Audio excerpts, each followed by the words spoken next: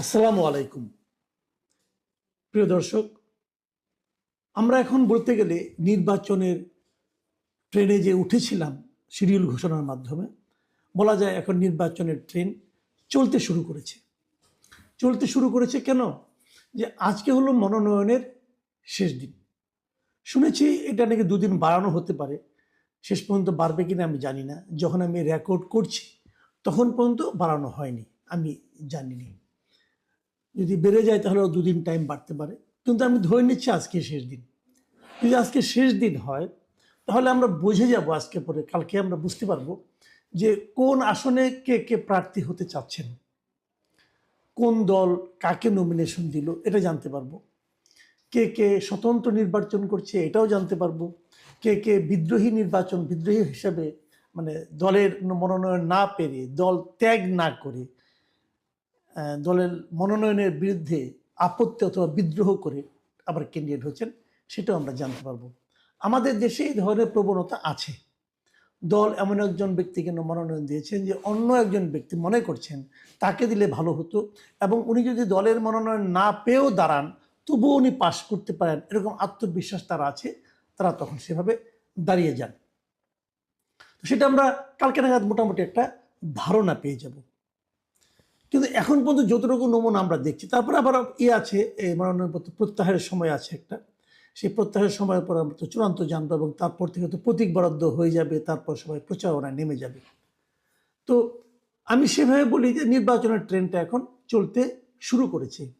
নির্বাচন হতে যাচ্ছে আগামী বছরের ফেব্রুয়ারি 12 তারিখে। সেই হিসাবে খুব যে বেশি দিন আছে তা বলা যাবে না। 1.5 মাসের মতো টাইম এখন আছে আমাদের সামনে। পুরো জানুয়ারি মাস আর ওই মাসের 10 দিন ধরেন প্রচারণা, 12 দিন।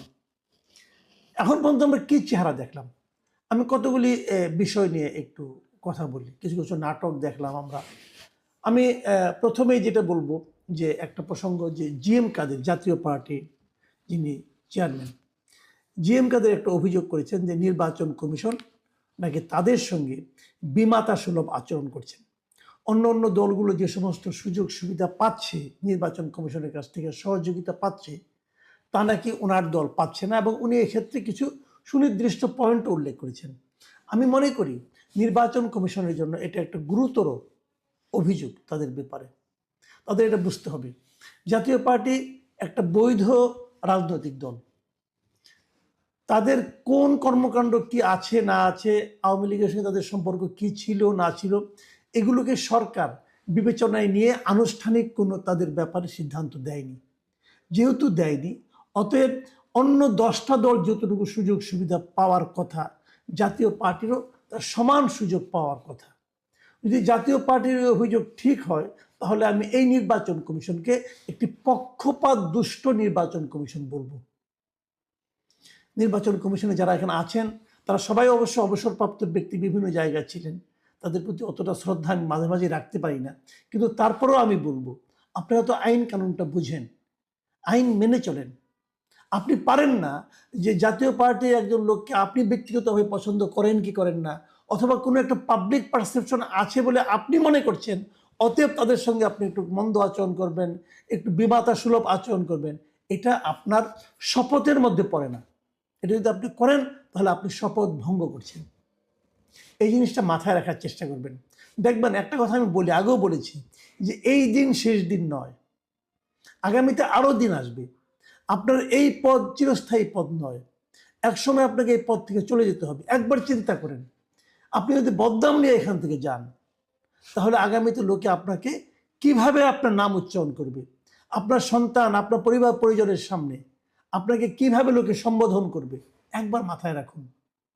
আমি এটা আগের নির্বাচন কমিশনারদেরকে বলেছিলাম অনেকবার, আমার সঙ্গে পার্সোনালি দেখা হওয়ার পর বলেছিলাম, তারা হেসেছিলেন, কিন্তু এখন নিশ্চয়ই তারা উপলব্ধি করতে পারছেন। ভয়ঙ্কর অবস্থা হয়ে যায় ভাই। দায়িত্ব নিলে দায়িত্ব হিসেবে নিতে হয়, ওটা দায়িত্বই, এটা মনে রাখবেন। আর আপনারা খুবই সেন্সিটিভ একটা জায়গায় আছেন। যাই হোক, সে আলোচনা আরেকটু পরে আমি আপনাদের সম্পর্কে আরেকটু বলবো। তবে জাতীয় পার্টির কাছ থেকে এই ধরনের অভিযোগ শুনতে আমার আসলে ভালো লাগেনি।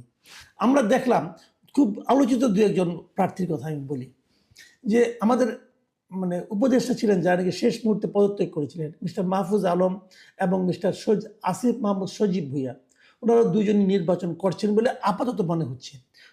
এই কারণে দুজনেই কিন্তু তাদের মনোনয়নপত্র তুলেছেন, মানে মনোনয়নপত্র জমা দিয়েছেন, এবং তারা জমা দিয়েছেন স্বতন্ত্র প্রার্থী হিসাবে।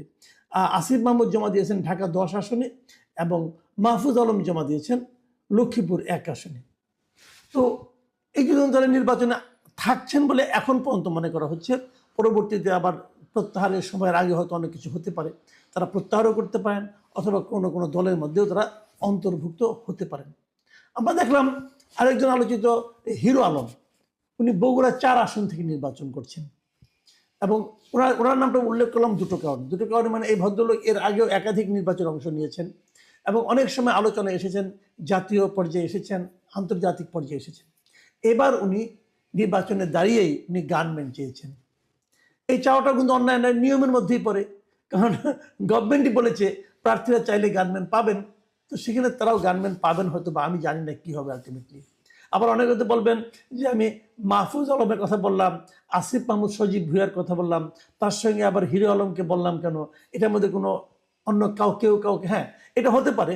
সেই বই ধরেন তাহলে হয়তো হিরো আলম একটু মাইন্ড করতে পারেন, হিরো আলম বলতে পারেন আমি তো একাধিকবার নির্বাচন করেছি, ওনারা তো একবারও করেন নাই, তো ওনার নাম আমাদের সঙ্গে কেন জুড়ে দিলেন, জানি না। যাই হোক, আমি এইভাবে বলতে পছন্দ করেছি, আমি তাই বলেছি। আপনারা জানেন এর মধ্যে এনসিপির যে ভূমিকাটা, এনসিপি হঠাৎ করে যে জামাত সঙ্গে বলবো না আমি, জামাতের যে জোট আছে সেই জোটে যে তারা ঢুকে পড়েছেন, 30টা আসন পাবেন বলে এরকম শুনেছি। তাতে এনসিপিরই অনেক সিনিয়র লিডার তারা এখানে ওদের সঙ্গে মনোমালিন্য হয়েছে, তারা মন খারাপ করেছেন, কেউ বিরোধিতা করেছেন, কেউ দল ছেড়েছেন। এদের মধ্যে একজন যিনি দল ছাড়ার পরও নির্বাচন করবেন বলে ঘোষণা দিয়েছেন, তিনি হচ্ছেন ডক্টর তাসনিম জারা।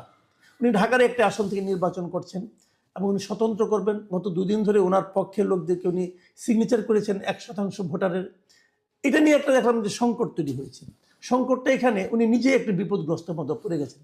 এই কারণে পড়ে গেছেন যে উনি সকলের ভোটার লিস্টে যারা তার পক্ষে সিগনেচার করেছে, নিয়মটা হলো তাদের সবারই ভোটার লিস্টে তার ভোটার নাম্বারটা ওখানে দিতে হয়। কিন্তু আনফর্চুনেটলি এই নাম্বারটা পাওয়ার যে পদ্ধতিটা, নির্বাচন কমিশনের কাছ থেকে যে SMS করে অথবা স্ক্যান করে যে পাওয়ার যে নিয়মটা, সেই নিয়মটা ওনারা সংগ্রহ করতে পাচ্ছেন না এই কারণে যে ইলেকশন কমিশনের সার্ভার নাকি ডাউন হয়ে গেছে। তো এখন কোশ্চেনটা হলো, আমি নিজে ব্যক্তিগতভাবে বহুবার বলেছি এই 1% নিয়মটা হলো একটা ভয়ঙ্কর পচা নিয়ম। এটা মানে কোনো সভ্য দেশে এরকম নিয়ম থাকতে পারে না। এই নিয়মটা করেছিলেন শেখ হাসিনা সরকার। শেখ হাসিনা সরকারও করেন নাই, শেখ হাসিনা সরকারের আসার আগে এই নিয়মটা হয়েছিল। তো এই নিয়মটা যখন হয়েছিল 2008-এর নির্বাচনে সম্ভবত এই নিয়মটা হয়েছিল। এই নিয়মটা তারা যে অজুহাতে বলেছিলেন যে যদি এরকম 1% অপশন না রাখেন তাহলে নাকি নির্বাচন কমিশনের নির্বাচনের সময় যে ব্যালট পেপারটা হয় এটা নাকি অনেক বড় হয়ে যায়। এই জন্য এত খোঁড়া যুক্তি আর হতে পারে না। যাই হোক, এখন সমস্যা যেটা হয়েছে, একটা এলাকায় যদি 3 লাখ ভোট থাকে, সেখান থেকে আপনি 3000 ভোটারের সিগনেচার করতে হয়।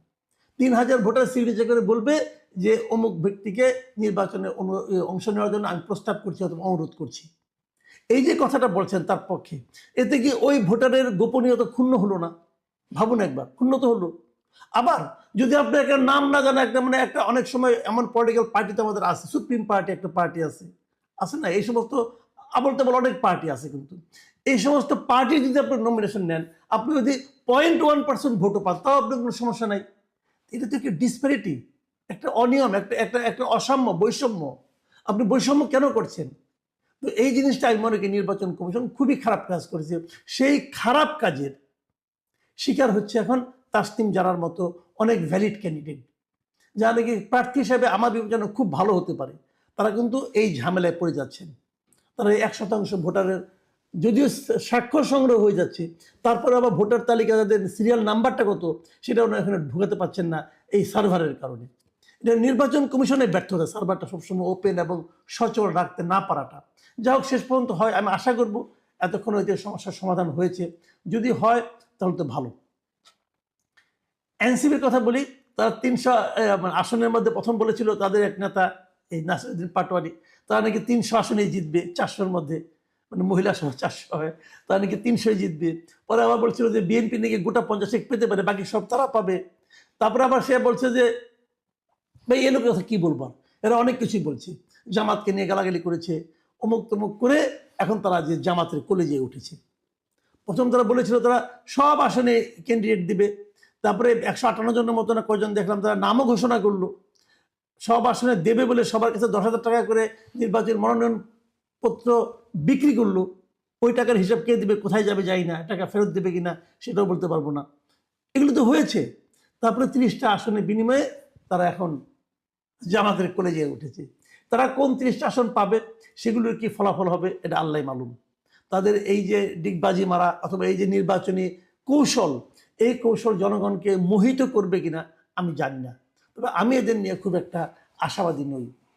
আরেকটা কথা বলি, এটা হলো আরেকটা গুরুত্বপূর্ণ কথা, সেটা হলো যে কিছু দল দেখলাম দলটাকে বিলুপ্ত করে দিয়েছে একমাত্র ধানের শীষ পাওয়ার জন্য। তো তাদের কি হবে?